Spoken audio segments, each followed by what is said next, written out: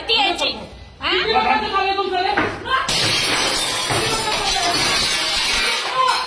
काय चाललंय तुमच्या शाळेमध्ये लोकांना?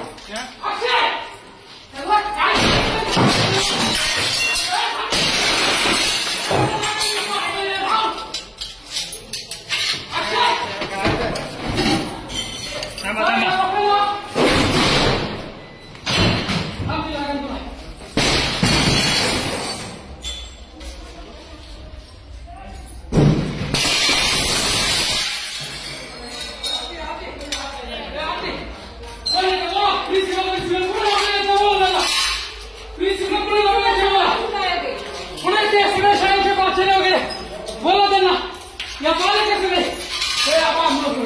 महाराष्ट्र विमान सेनेचा विजय असो. चला चला बाहेर या बाहेर या चला या इकडे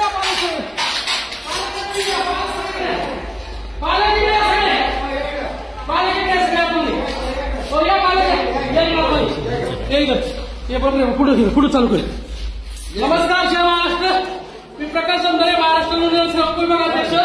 या ठिकाणी पाहताय तुम्ही आम्ही आमचं जीएसपी शाळेतील प्रोडेजी या ठिकाणी निवडून या ठिकाणी जीएसपीएम कॅम्पसमध्ये प्रोडेजी शाळेमध्ये आहोत.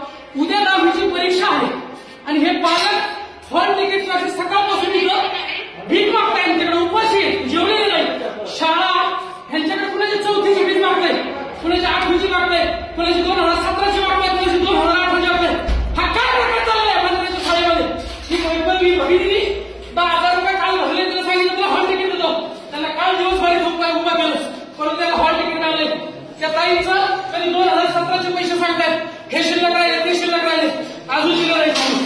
अशा प्रकारे इतका जर का काय चाललंय, काय चाललंय सांगा ताईंवरची कधीची फी मागताय तुम्हाला? या वर्षीची फी भरलेली आहे. 19,000 भरले, त्यातला 10,000 भरले तरी माझ्या मुलीला हॉल तिकीट देत नाही. मी रिक्वेस्ट करून सुटले, शेवटी बाहेर उभी राहून कंटाळले.